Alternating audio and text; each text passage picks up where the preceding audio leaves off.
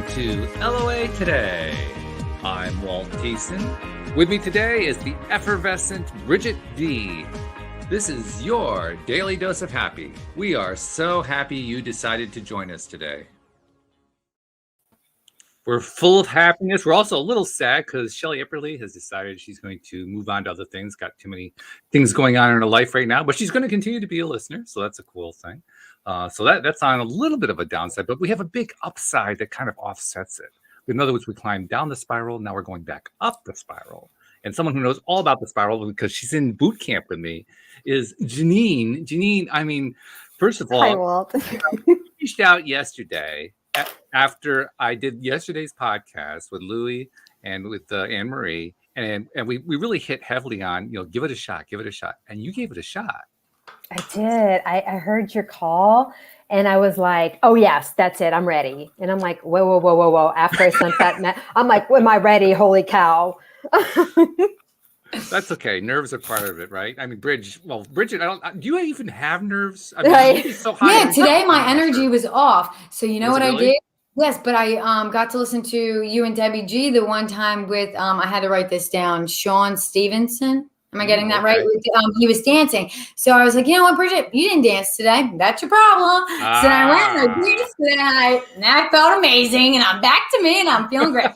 I like your dancing, and because dancing, I dance around the house like by myself, and sometimes we'll go out to a club just to dance.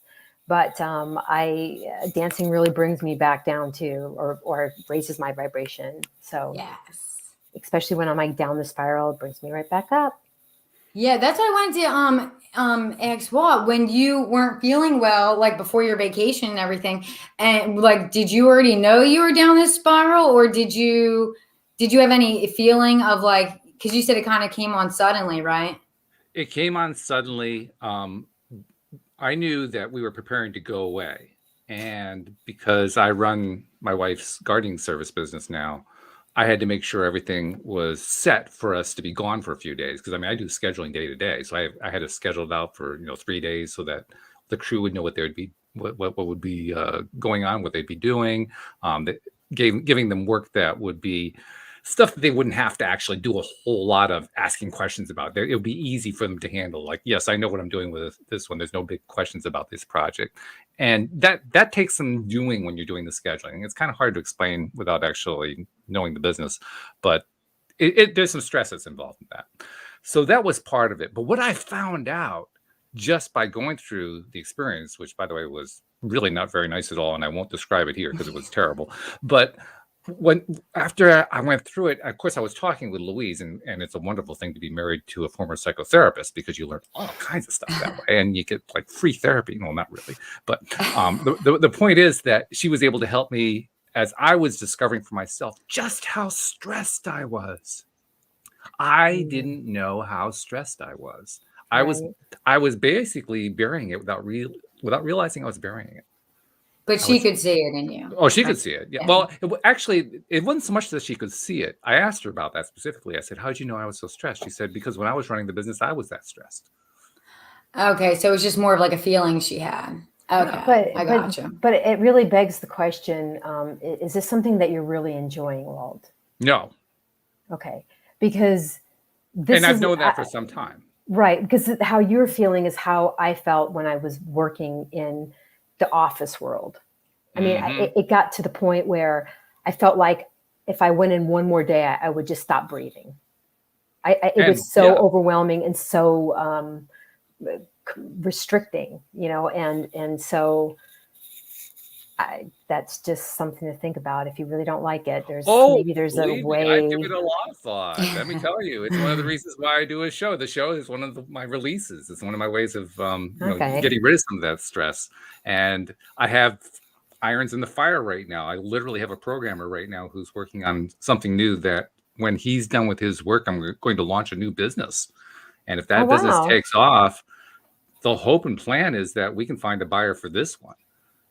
Now, the other reason why I'm not enjoying this, there are aspects of it that I do enjoy, and I focus on them because, well, Jeanine, just to retire, you're supposed to be spending a lot of time focusing on bringing yourself up the spiral by appreciating. Absolutely. And you're trying to appreciate your transgressors, right? That's the thing. Well, right. Here's a transgressor. So I find ways to appreciate it, and there are things I like about it. Probably the hardest part to deal with is that when Louise first started this business, now bear in mind, she started this about 20 years ago, something like that. And she did it pretty much on her own for years. I would do her bookkeeping for a lot of those years, but pretty much she was just doing it her own. And it was all manual because she's not a computer person at all. So a few years ago, when she started to get sick, listeners will remember that she had a thyroid condition that she managed to heal, by the way, using the kind of stuff we talk about here. But as she was developing that condition, it was largely because all of it was being done manually. There was very little electronics, very little computerization built into it. Now, I started building it in because that's my background. The thing that I found that kind of frustrated me is there are lots and lots of software packages out there for people running service type businesses like ours. And I've said this before on the show. I'll say it again. There are a lot of them, and they're bad. They're just not good software. They cover pieces of it. They do this chunk or they do those pieces or whatever. I haven't found one yet, except for one that I know of that's really, really expensive. Except for that one, I haven't found one yet that will actually do all the pieces that we need done. In fact, I also got to the point about 2 years ago while Louise was still pretty sick, where I was taking over much more of the business at that point. I was realizing just how much of it needed to be automated. And I started trying to figure out how to write the software myself.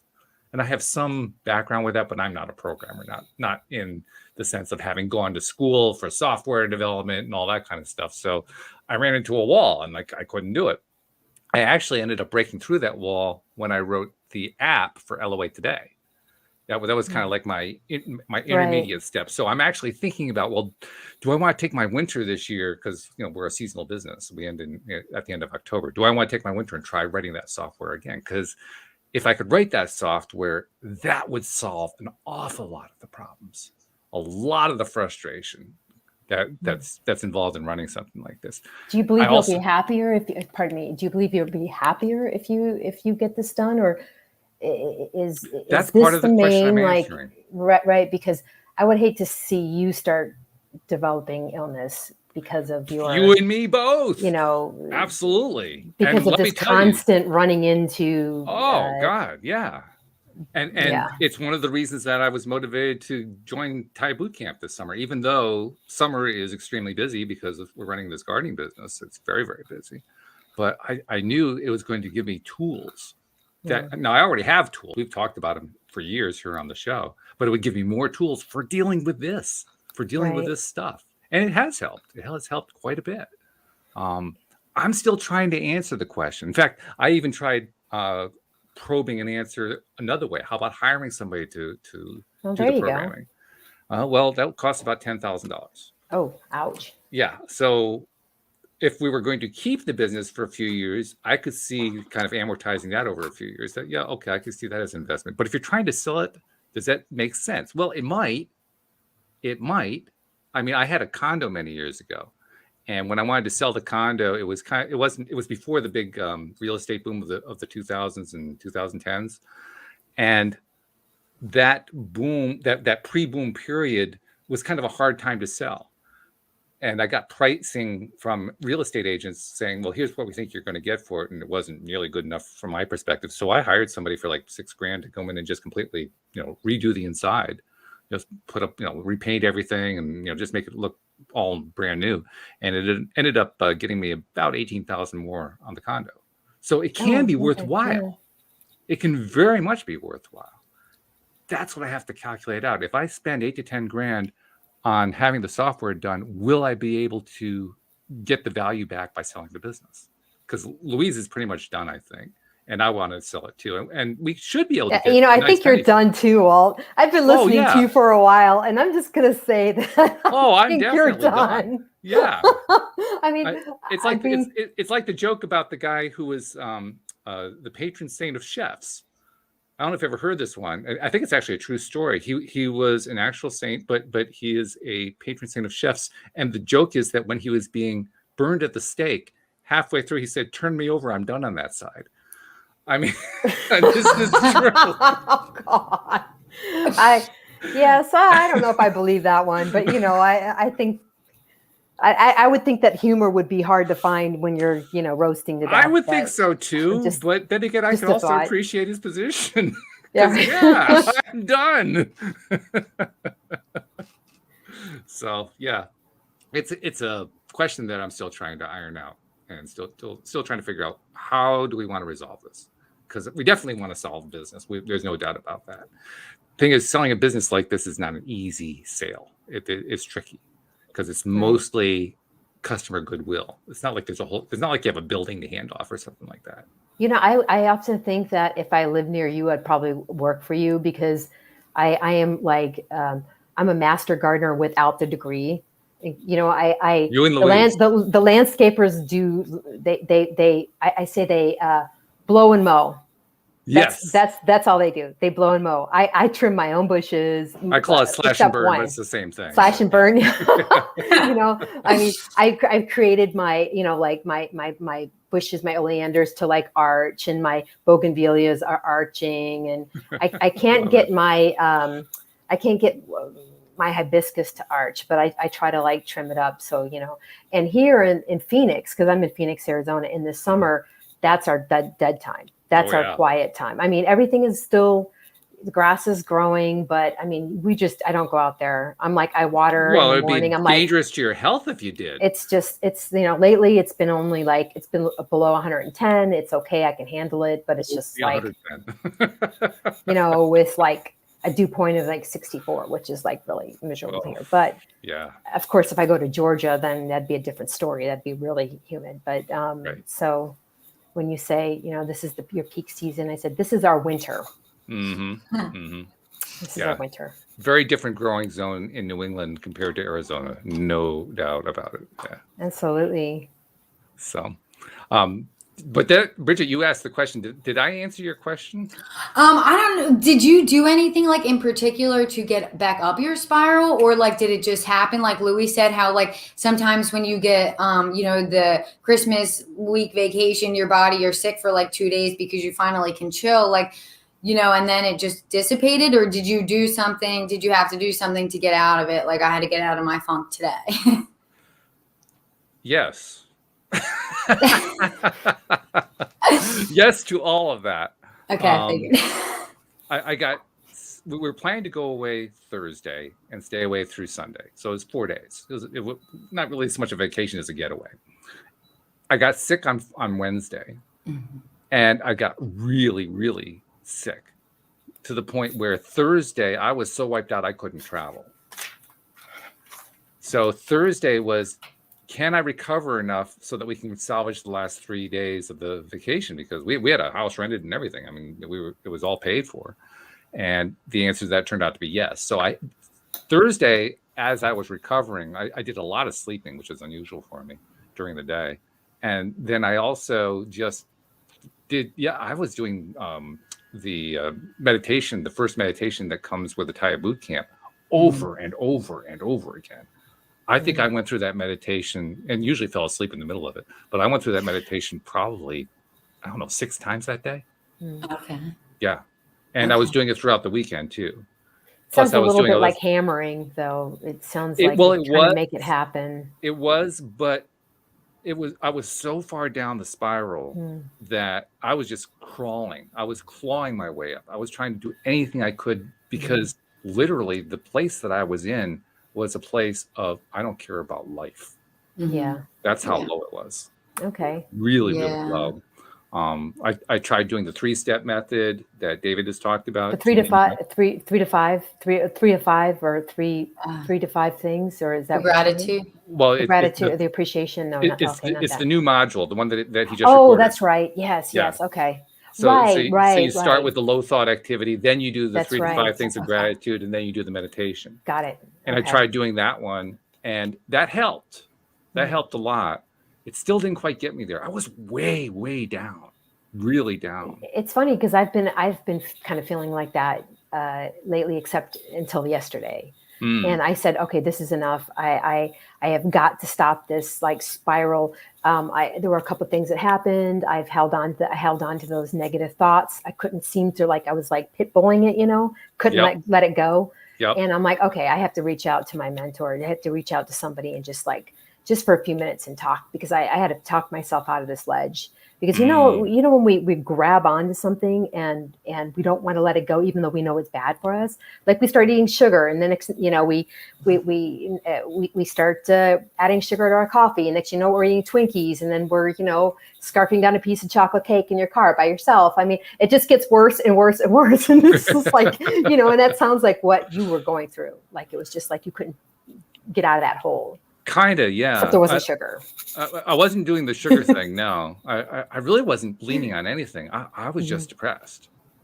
No. I was just in pure depression. That's all. Oh, I was just trying to sort of parallel it to how going down the spiral is sort of like when we losing control or losing focus of our emotions is almost like an addiction in a way, that once we start on it, it's sort of like a downward spiral, and which it all goes hand in hand, but once David said about the recycled thoughts, I was like, that's so true. And then that made me recognize it when I was doing it. And then it's like so much easier to stop. Once you just realize you're doing it, it's so much easier to stop. Obviously, if you don't realize you're doing it, you're not going to stop. So once he said that, I was like, that's so true. I do that like often. And it's normally if it's something, something that unwanted that you don't want or whatever. So I just try and do what he says and just put anything in your head that's positive, whatever it is. You know what I mean? Like, you're going to have a great day. Set the best intention and whatever. And I just try and knock it out that way, because I'm like, wait, I'm doing exactly what he said. So it's interesting you mentioned David too, because Jeanine will know this. David was on vacation, I think it was about a week and a half ago. And how he talked about how he went down the spiral on his vacation. Yes. And as soon as I heard that, like a day or two after I hear that, I go down the spiral getting ready for my vacation. I thought to myself, oh God, law of attraction. Thanks a lot, guys. But yeah, it's amazing. Well, David is, I think we would pretty much put him in the master class, and it happened to him. Everybody goes down the spiral. It's just part of life. It happens really in life. is. If you're breathing in and out, you're going to go down the spiral at times. It's just going to happen. Well, but that's the plus side. Well, we are. And I count it as a victory because I was only down for a day and a half. There are people who've been down for weeks. Yeah, that's not bad, because like it seems like I was off and on down for about a week and a half, and especially going through Taya, and it's almost like an excuse to beat myself up even more, because I should be, and it's just it's reaching for the good thoughts, reaching for the getting rid of, like you said, Bridge, the getting rid of the recycled thoughts, grabbing onto something new. But sometimes it's like today. I won't share details, but my husband said something to me and it started to send me down. I'm like, whoa, wait. And David, well, you caught it though. Yeah. David's voice came into my head. Is this worth going down my spiral for? Especially since, I was going to be on here with you, and I mean, I don't want to be in a funk, right? I want to, I don't, it's like, so okay, no. And then I started to find things to appreciate about it. Like, well, okay, maybe he said that because he wasn't in a good space, or maybe, and so I was just reaching for the better thought. And after a few minutes, I was able to not go there. But I used to be triggered. I didn't really realize how easily I was triggered. I mean, I could like turn on a dime. I could be happy, and all of a sudden I'm like all chihuahua, and it's like, it's my husband's like, stop. So, I didn't go there. I was just like, okay. And it helped that he had a business meeting, so I couldn't go in there and go, but and I talked myself down the ledge, but it's like these little tools, and and we don't always get them right all the time. And it's they're not always easy to use all the time, but when we're upper spiral, they're a lot easier to see how they work. It's a lot easier to see. So we have to be gentler on ourselves, because some of these, when we're down the spiral, because sometimes these times have been like ingrained in us, right? I mean, they're kind of like a part of who we are at some point. And we don't have to identify with that anymore. We can break away from that. So good point. Yeah. In fact, on that same point, Jeffrey in the live stream asked the question, did you go back to the mirror exercises? Because that's one of my favorite things to do. And Jeffrey, I got to honestly tell you, I'd forgotten completely about mirror exercises. Me too. I was so far down the spiral, they couldn't even come into my mind. That's how far down I was. But you're right, that probably would have helped. Can you give an example of mirror exercises? Yeah. You look in the mirror. You look yourself right in the eye, which is hard the first time. But I've done it a few times now, like, a few hundred. And so it's a lot easier now. But you look yourself in the mirror and you basically talk to yourself and think of every way that you possibly can to tell yourself you're doing well, and to tell you that you love yourself, and to tell you that you are proud of yourself and that you're making good progress. And then you start itemizing them. And the idea is to get into that feeling space, right? Because feeling is the secret. As Neville said, right. And it is. So one of my favorite guys. Oh yeah, Neville was really, really cool. But that makes all the difference in the world is getting into that feeling. And the reason that I got into mirror exercises the first time, which I've detailed here many times, is because I was trying to get that voice, that ongoing chattering monkey voice in the back of the head to shut up, and it worked. It shut up. That was interesting. Now I was going through this down the spiral thing, right? Really, really down. There was very little chatter going on in my head. And I would have thought it would have come back in a big way, and it didn't. Oh, wow. So the mirror exercises are really very effective in that way. They really do get rid of that junky thing in the back of the mind thing. It just stops. Yeah, I have to try that. You said it was hard for you at first, right? Well, it varies. A lot of people have trouble with it just because it's hard to look yourself in the eye and tell yourself, I love you. It's not an easy thing to do. It took me about, I'd say 3 to 5 days to get past that. And then once I got past it, I was like, no problem. Hey, I love you. I love you. And that was really easy after that. Yeah. But those first few days is like, oh God, can't do it. I'm going to start doing that. It really does work. It's also a great way to build self-esteem, by the way. Yeah, I think we all should talk to ourselves a lot better. And I was just saying that to my husband earlier today. I was like, I never thought of it, but I don't really think that I talk to myself that well in my head. Like, it's not like I'm like super hard on myself, but I'm never like, hey, I love you. Hey, you're awesome. Why don't we do that? It's really healthy. We should all do that. We are. We should. Awesome. Why are we not doing that? Yeah. Well, first of all, we're all source energy. How could we not be awesome? Right. Yeah. Right. Yes. And how often do we give ourselves credit for that? That's the thing.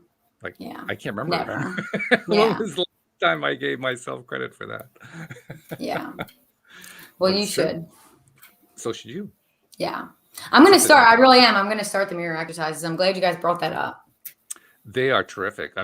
Actually, another former co-host, Mike and Anne Marie, who are friends of ours living in Middletown, Connecticut.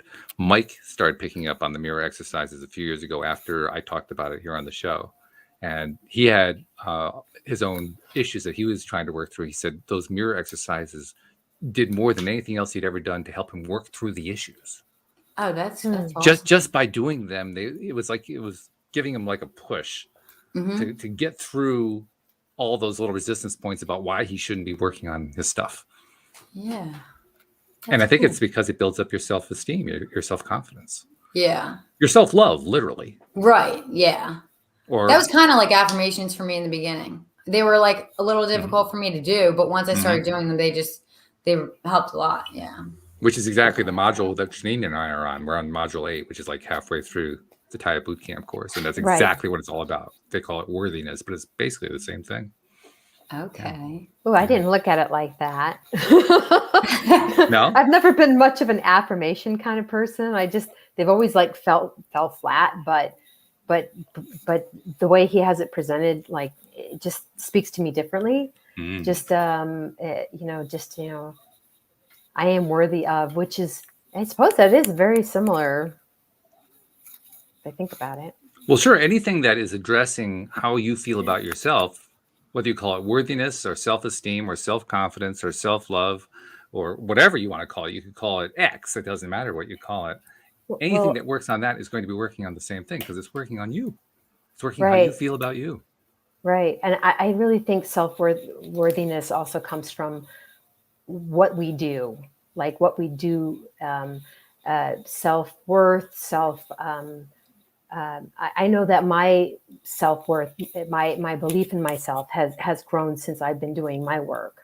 Mm-hmm. And I work with the elderly and specifically with people who are toward the end of their life.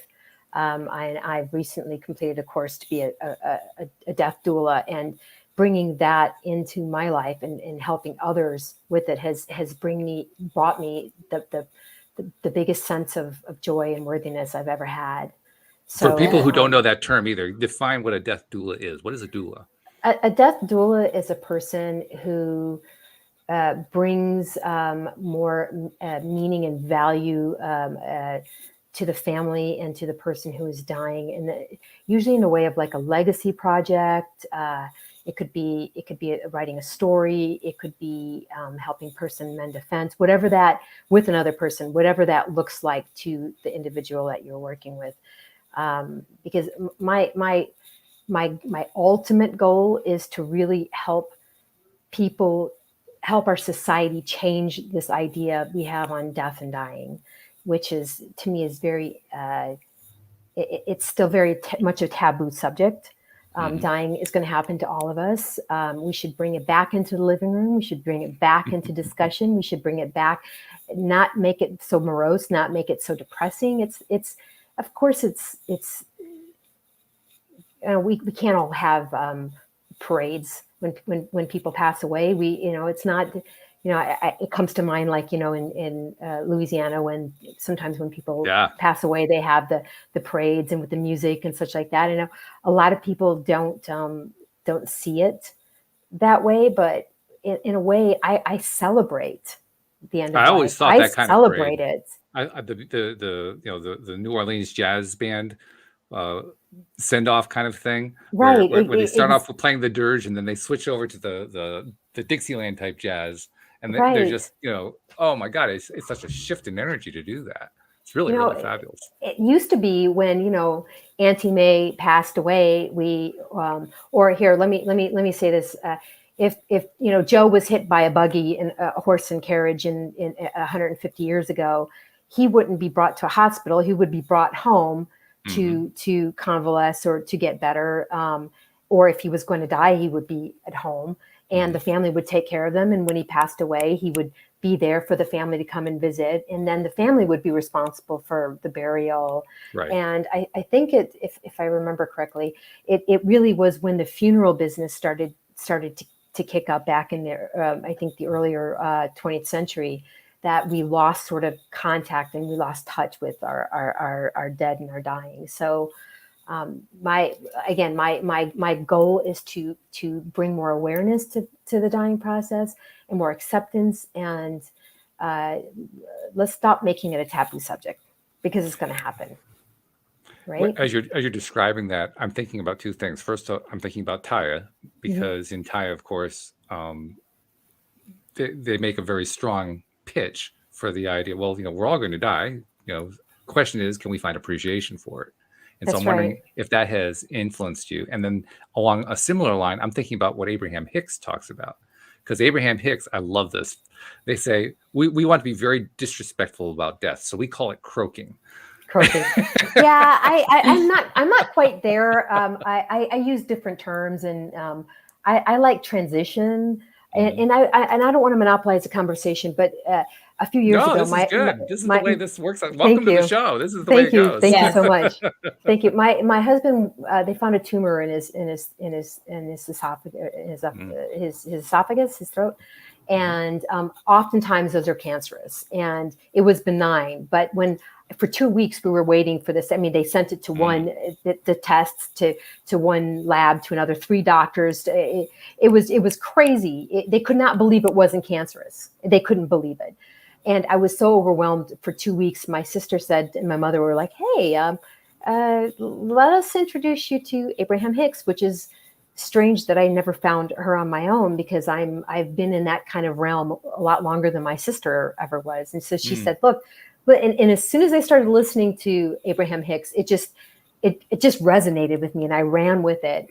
And I studied a little bit more the dying process through the law of attraction, through spirituality, through, and now what David says about,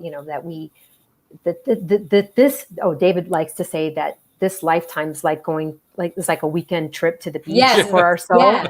And it just resonates so much with me, and so of course I don't want my life to be over. None of us do, but it's going to, whether it's today or in 50 years, it's going to happen. So instead of being depressed about it, it brings more meaning to my life to know that I could just cope tomorrow. Yeah. Because that thing that I really want to do, I'm not going to wait for years. I'm not going to put it on the shelf and go, oh, I wish I did that. I wish I could do that. I'm going to try to find a way to make it happen. So in a way, this realization that we aren't going to live forever, I mean, at least this body, makes me actually more proactive about how I want to take a hold of my life.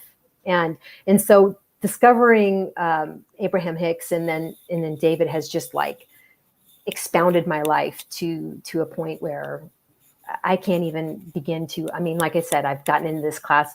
I've always wanted to do the doula thing. Even at one point years ago, I took this composting class. I love composting. I flew over. It was something years before I would never have done. And I flew to California, and I UC Davis, and I studied. It was like a week, 5 days of mixing stuff, and it was so much fun. But just allowing myself the opportunity to do this, giving myself the permission was the key. And so, when again we realize the end is going to come, then let's make life as meaningful as possible. Yeah. Let's help as many people as we can. I'm on board. I got to insert something here, by the way, because before the show, Jeanine was expressing nervousness, which is normal. The first time on a show, you're always going to be nervous. I wanted to share with you a couple things that Jeffrey shared in the live stream, because this is one of the reasons that you end up wanting to become addicted to doing the show. First of all, he said about me, it's fun and amazing to watch you go through the program, Walt. I appreciate your honesty with the changes you experience. Of course, I read that. I just started to glow and so forth. So thank you for that, Jeffrey. That's and then wonderful. He threw it in for you. He says, I love the death doulas that I know. Thank you for helping people through the transition. Thank you. Thank you very much. So now you know why it feels so good to do this show, right? Look at that kind of feedback you got instantly. That just kind of fuels you, right? Well, and I sort of, in the way it sort of happened is, again, part of my journey after listening to AH and becoming accepting of what we really are, that we're energy having a physical experience, I quit my office job, which like I said, the thought of going in one more day was going to kill me. I just couldn't do it. And I immediately got into what I really wanted to do, was working with senior citizens. And ever since I was a child, my best friend were the elderly. I learned how to do so many things from the elderly, and I have great appreciation for the elderly. And the very first client I helped actually passed away in my hands, and then the very second client I had passed away in my hands. And this is after the family said, Jeanine, we have to go. We've been here. He's been actively dying for days now. We have to get to work. But can you please sit down with him and help his wife out? And of course I would do that. And I sat down and I talked to him, and in 10 minutes, after 10 minutes, he passed away. And when his son found out that I was with him and he passed away, he goes, of course it was you. Of course, we were here all week with him. And so at any rate, I don't think there's any coincidence there. No, I honestly believe I don't know the situation, but my guess is he wanted them to leave. Oh, absolutely. Absolutely. He had the end stage of Parkinson's, which is like a dementia. And that is also my specialty, is working with people with dementia. So And the trick is to keep my energy very high, keep myself as high up the vibrational scale as possible, which is very easy to do because I love what I do. So I come in and just raise the energy. So that's awesome. Yeah, thank you. And Bridget, she was talking about what it was like when she had to get out of that office job. You kind of have been through the same thing, but talk about what your experience has been along that line. I left one job because I felt like every day I just wanted to literally jump out the window just because I just wanted to be outside. I wanted the sun. I wanted to be able to do things when I wanted to do them, like time restraints and then like the hour drive there and whatnot. And then I quit because this is what I want to do. And then I went back to it, for the reasons that your ego goes back to it because of money and health insurance and all that good stuff. So I went back to it and it was the same thing. I just wanted to run out the door every day. And it was just like, because it just was not soul fulfilling. That's solely that literally is what it was. It was not filling me up. It also sounds like it was soul crushing to you. It sounds like it was actually tearing you down. I mean, in a way, yeah. It was just, like she said, just brings you down. You're not being fulfilled. You're not going to be up your spiral. You're just depleting yourself, really. And then you're not going to be able to be there for anybody, even in your home. I was the same way as you, Bridge, that I was like, if I didn't leave, I was going to get fired because every 15 minutes I was jumping up out of my seat, running outside. It was like, you could not keep me in that chair. Like literally my boss was like, it's obvious you don't want to be here. Why don't you leave? That was me in my head. I was just so yeah, I totally get you. If you were talking to somebody right now who is kind of on the fence about making a move like that, because let's be honest, that's a big move. This is not a small transition you're talking about. This is like leaving security and going out into the unknown and trusting the law of attraction, really trusting it and all that kind of stuff. So if they're on the fence, what would you tell them? Honestly, I just wanted to go with my intuition because I've had it for so long. And I feel like whenever I have not gone with it, no matter what stage of my life I was in, it didn't end up the way I wanted, so to speak, or whatever, however you want to put it in terms. But anytime I went with my intuition, everything always worked out. It was always great. It was a great time. Everything's fun, joyous, like life's supposed to be. And not just fun, like you're not going to go through the hard times. Like David Strickle says, like that is when you learn, is when you go through your hard times. You know what I mean? Like you're not going to be learning a whole bunch of stuff when you're just like having fun or whatever. But I do think that life is also for fun. And I'm totally with him, though. We go through polarity for a reason. You want your soul to evolve. You don't want to just come here and have a life of like, oh, everything's great, boring. Like, you don't want that. You know what I mean? But if something is pulling your soul to leave somewhere, to go do something better, to help you and other people, go do that. That's all I had to do. And that's what I would tell other people. If you want to go help yourself and other people, you need to take self-care and do things for yourself, and then go out there and take a shot on yourself. And right? I want to add to that. That was great. If you don't mind, well, I just want to jump in and not at all. Something really quick. That if I stopped and I looked around at the people who were unhappy around me in that job, getting cancer, getting, having all of these things happen. And I realized one day that if I didn't leave, that was going to be me. Mm-hmm. And so,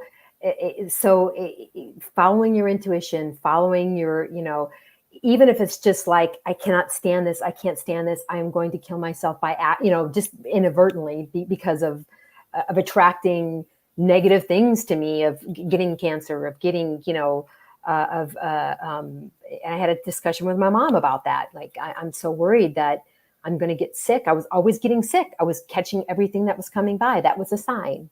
That's why I did leave the one. Mm-hmm. I just kept getting sick and I was in the hospital, and it was just so evident that I was like, something's off. And you know what it is, and you're still sitting here. That's great. Oh, yeah. I went through a similar thing when I left corporate America. I was in a very good paying job. I was working in IT. I was running a whole network of Windows servers, and it was a very prestigious position and so forth. And I was just suffocating. I mean, I got to, well, it didn't also help that our department was being run by somebody who was deliberately trying to tear it apart.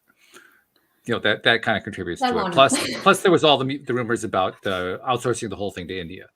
So you combine all that together, the writing is pretty much on the wall. Right. The question is, what are you going to do about it? Right. But I'm very appreciative of what I got from that job. I mean, a good paycheck, good health insurance. Yeah. It was steady. I kind of knew what was expected of me. That's another issue. But I mean, so I when I left, I wanted to make sure that I left that I wasn't bringing that energy with me when I was leaving, that I was appreciative of what it was, and that I was just going to leave that behind. Because if we just leave something in hate or anger, we bring that with us, right? If we don't really put the pieces together and understand why we need to leave that. If we're just running away from it and not running towards something, then I think that's where we get into trouble. Yeah. Does that make sense? 100%. I think when David Strickle would say, appreciate your transgressors, I just try to appreciate everything and anything now. Yeah. So yeah, I definitely agree with you. I think so too. Yeah. In fact, when I left corporate America, it was before I knew anything about law of attraction, about the source energy, about my role in the whole process, and how my thoughts control things and bring things into my life. And so all that stuff was completely outside of my knowledge. I had just none of that. And so when I left, I made a whole bunch of mistakes. Now that I look back and see, oh yeah, I was making mistakes. Those mistakes were extremely valuable. Right. They were extremely valuable. I mean, they were miserable, but they were extremely valuable. Yeah. And they became the basis for how I got into all this stuff in the first place.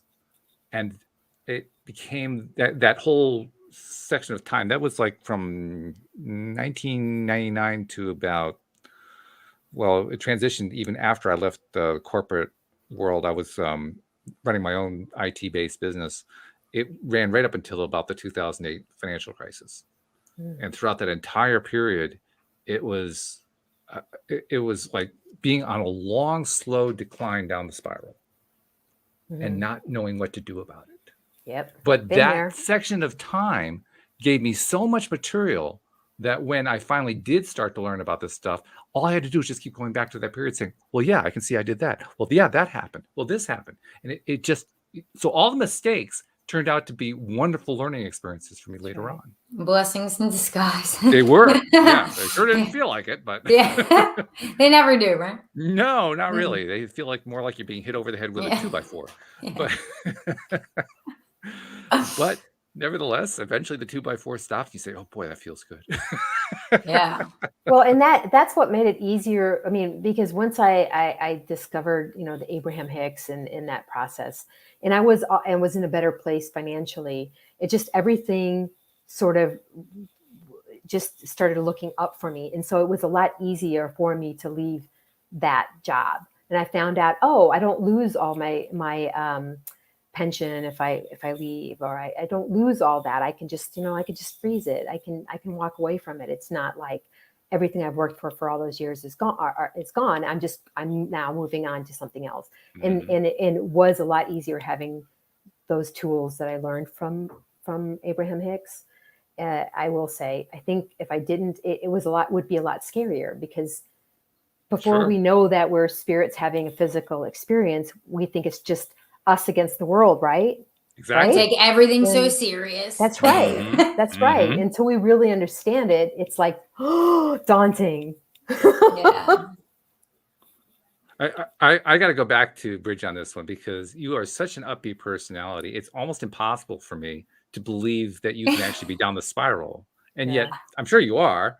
Yeah, we all are, right? Sometimes. Yeah, I mean, are you like a different person or something? I don't understand how that works. Aren't we all though when we're down the spiral? Yeah, that's what David said. Yeah, he says we'll have different answers, and I will. I mean, it depends on what mood we're all in, on what answer or whatever we're gonna do or say or have or be or whatever. But no, majority of the time I try and stay positive. My dad's always been the most positive person I've ever met in my entire life. Really good. So that's helped me a million.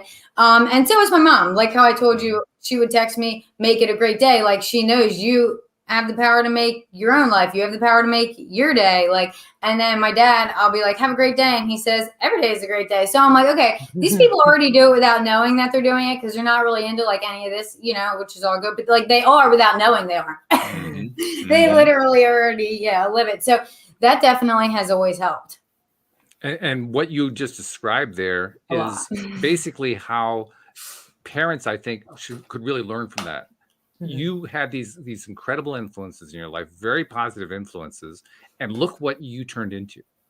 Now you get all the credit for what you turned into, but those influences played a huge, huge role, I'm sure, in you becoming the effervescent person you are. Yeah, and my one aunt, I'll never forget when she said, she was like, Bridget, and I was young, and she was like, you can do whatever you want to do in life and don't forget it. And no one else ever said that. But that stuck with me forever. And until my later adult life was you can do whatever you want. You can literally go do whatever you want with your life, and you can make it happen. I love this. You just have to want it bad enough, I got thrown this comment Jeffrey threw, and he says, right, I got a huge chunk of money for leaving my government job. It was like the universe wanted me to leave. Love it. That is fabulous. Yes. Hey, Bridge, my husband is very much like that. Like he's totally like LOA, totally, but he doesn't believe in any of it. It's just like his whole life is like that. People have even commented, wow, it just seems like he sailed through life. I mean, it wasn't like he was from money or any of that, but his mother is very upbeat too. I mean, they're just very naturally up the spiral kind of people. And they just, people made those comments. He looks like he sailed through life. Like they think that he was born with a rough childhood. I think my parents had it a little like they like we all go through stuff, right? So I think like them going through that, I think also made them how they look at them. You know what I mean? Right. Well, my husband is European, and so he realized really early on that he had to get out of his country, or he wouldn't have a chance. And so it's just that he just, he doesn't, when something doesn't work out the way he wants it, he doesn't linger in that. He just lets it go and keeps going. Yeah. So it's not like there's no harping. Yeah. He just keeps, so he's very, he's very spiritual without even knowing it. Yeah. I love it. That's awesome. Yeah. And there are a lot of people like that. There Very are much, a whole lot of people like that. Yeah. And in fact, I probably shouldn't reveal this because nothing's been finalized yet, but I'm going to put it out there anyway. We have like a 90% chance we're going to get a visit from one of the presenters on The Secret. Ooh, cool. Oh, that's crazy. And he has basically changed his whole thing around. He still believes in law of attraction and so forth, but he now does his presentations purely from here's how the human mind works. For people who get kind of turned off by the whole spiritual side of law of attraction. That's a good idea. That's a good idea. Looking at it in a completely different way. So as to be more inclusive to everyone, because my husband hears LOA and it's like his brain just shuts down. It's like his eyes gloss over, and it's like, okay, honey, have fun. Yep. Yeah. It's the woo-woo stuff again. Yep, okay. That's awesome. It's true. It is. Fun. This is gonna be fun having. I'll even tell you who it is. It's the presenter named Bob Doyle. For those of you who remember the movie. Okay. Yeah. Okay. But we're very close to getting Bob on the show. That would be awesome. Yeah. I'm looking forward to it. I'm certainly, after saying it, I hope that it happens. I hope it actually comes true. It will.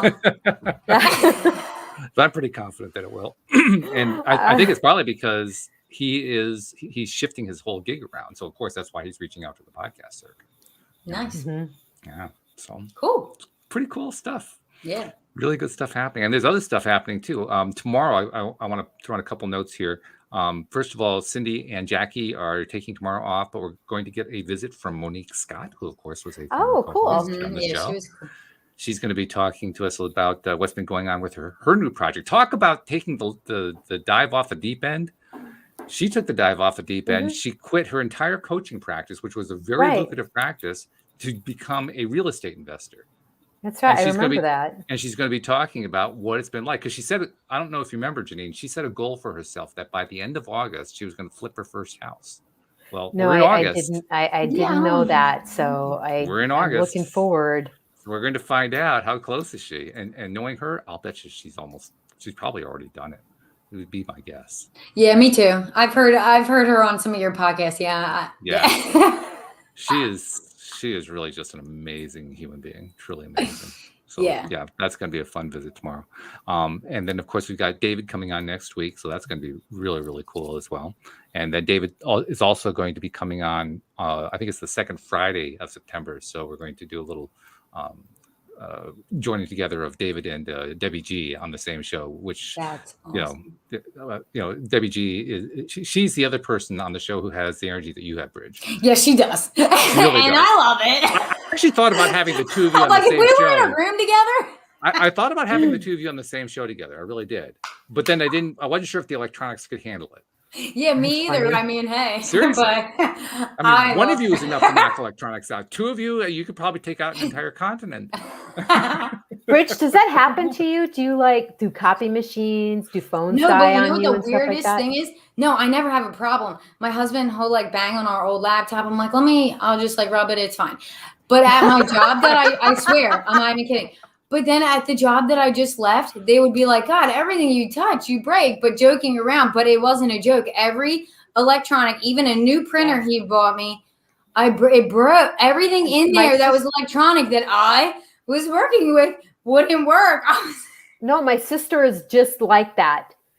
She had to stop wearing watches because the watches would die. I mean, she's naturally high energy, the one who introduced me to Abraham Hicks.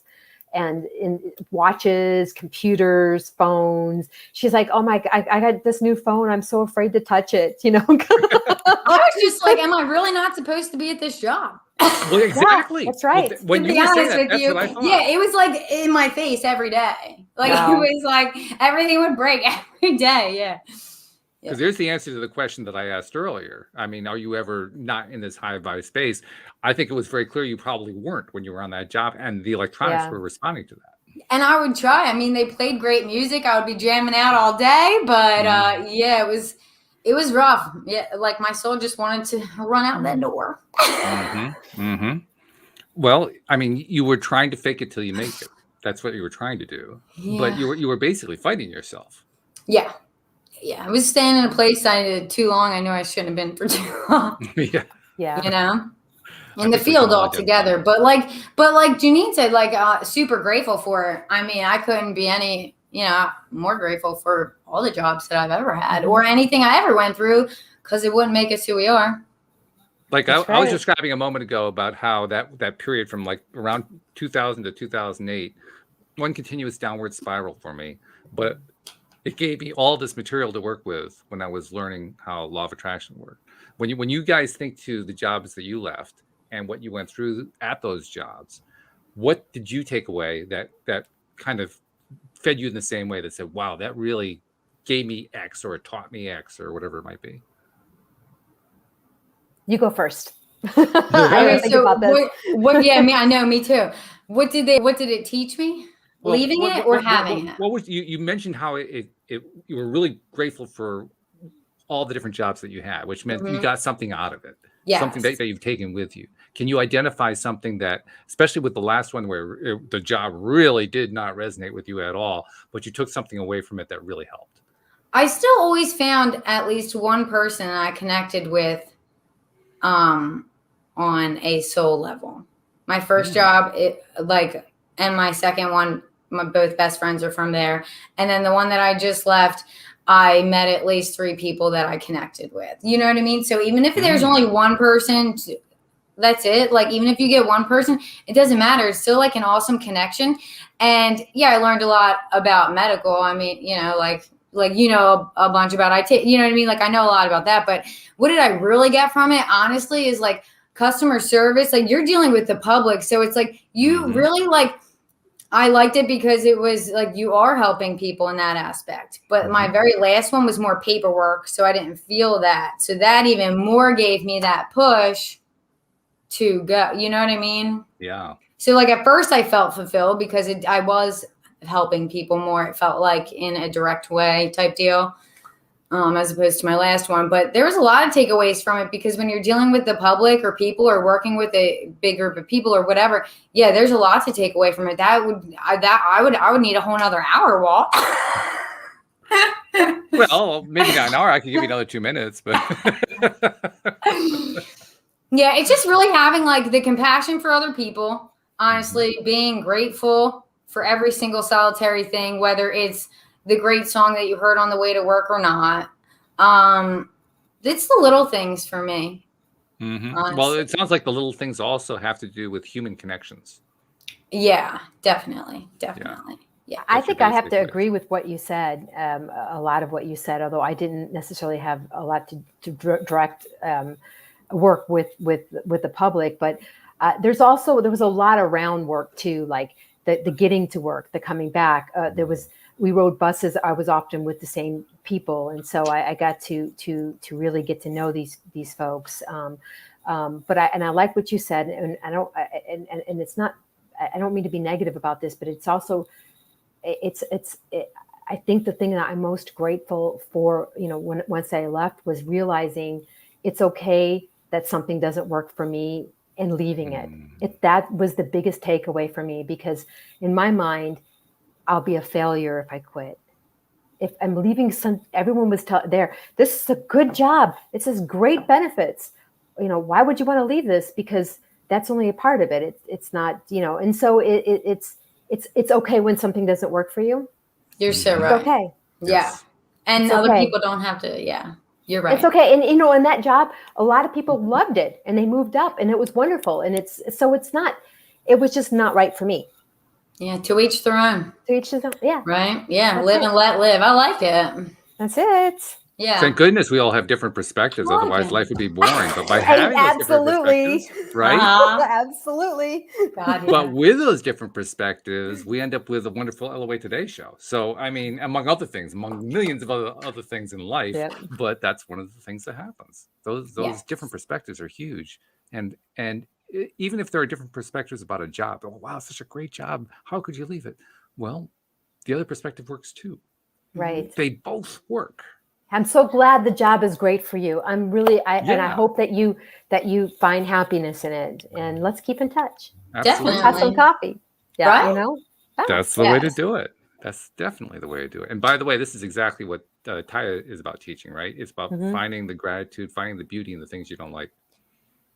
I love it. It just feels like Taya just feels like the next step in my progression. I know that's been said many times, but it's true. It just and what's next and what's next and what's next. I like it. Well, you just want more. Well, you do. Yeah. You do. That's why I can't wait until it comes on next Tuesday. I love this. I love being part of this. I love that you're part of it. Thank you. So I have to ask you now, I mean, before you came on, you were so nervous. And you weren't really sure you're going to be able to make it work and so forth. How do you feel about it now? This is really cool. This is like we're all at a coffee shop and the only thing that is missing is the smell of coffee and an espresso in front of me. So I think that this is like wonderful. I really love it. I love being on this end of it. You know what you can do about that, by the way? You can actually get the espresso. You can have it brewing so you can have the smell as well. I like being on this end because I've been listening to you probably for about maybe 2.5 years now. And this is, it's interesting to be on this end of It's a different feeling, isn't it? It is. But again, it feels like the next, because I remember saying, I would like to be on there. I remember saying to myself, I want to be on LOA Today one day. Maybe I would like that. See, so did I. Air 5. Yeah. Woo! For real. Well, I am very grateful that both of you decided to come on. You've definitely contributed in a huge way already. Bridge for 2 weeks and Jeanine for 1 week. And I'm looking Thank you. forward to this continuing. Me This is going too. to get very Tuesdays. All of a sudden now, Tuesdays were good before. They're going to get even better. This is They're getting awesome. even Thank better. you. I know. Yeah. This is awesome. So yeah, thank you guys very much. Thank you also to Jeffrey and I didn't actually acknowledge him, but Eddie was in the live stream saying hello, so I wanted to say hello to him too. So thank you guys. Thank you also to our podcast listeners everywhere, without whom we would not have a podcast. And we'll see you all next time here on LOA Today. Goodbye, Thanks. everybody. Bye.